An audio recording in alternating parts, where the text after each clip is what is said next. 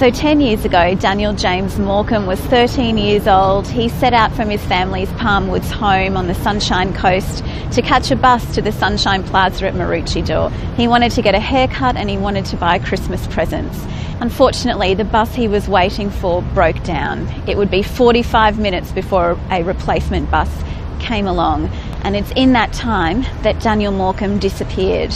Brett Peter Cowan became a person of interest as early as 2 weeks after Daniel's disappearance, but the lead ran cold.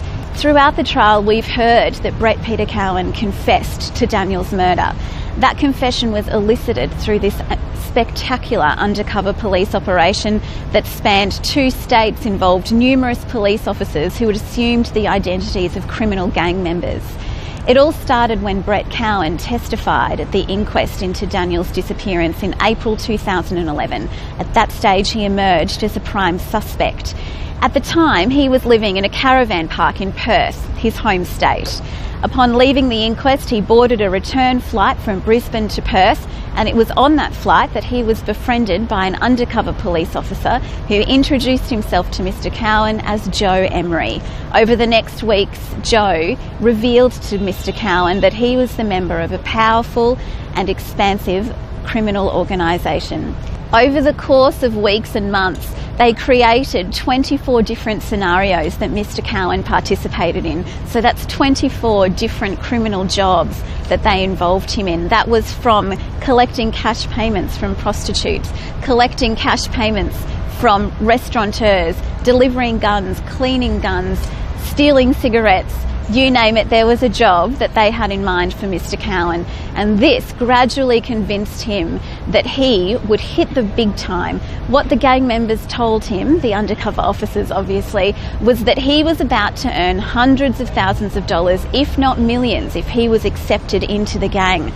But there was one problem. One undercover police officer told him that he had learned that Mr. Cowan was going to be called yet again to testify at the inquest of Daniel Morcombe, and this created a real problem for the gang. This meant that Mr. Cowan was too hot, as they put it, to be a member of their gang. But Mr. Cowan was told that the gang's big boss by the name of Arnold could fix it for him, could buy him an alibi, could make all his problems go away. All it rested on was a confession to Daniel Morcombe's murder.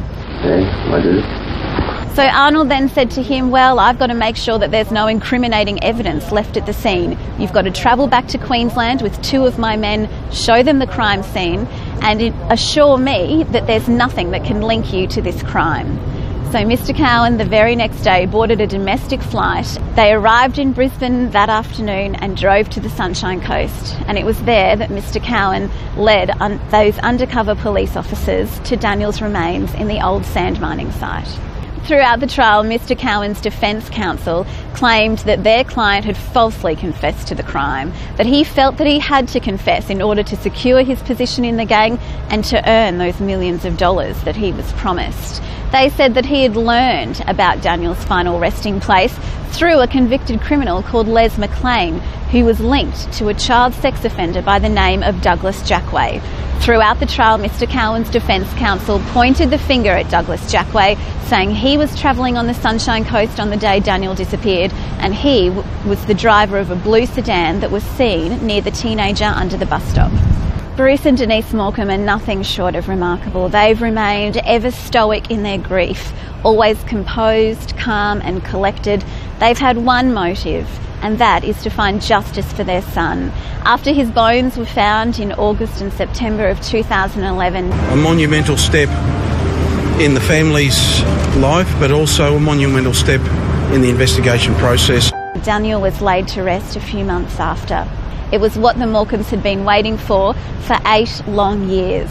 And then the trial began, a trial where each and every day they sat in the front row of the public gallery, silently listening to the harrowing evidence of the final details of their son's last moments. This trial has garnered incredible media attention, but what we can't forget at the heart of this is that a little 13-year-old boy was taken from a bus stop 10 years ago. Daniel remains the heart of this story, and his is a legacy of child safety.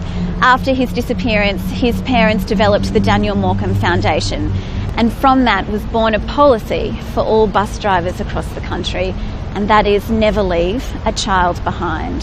That is the legacy of Daniel, the legacy of child safety.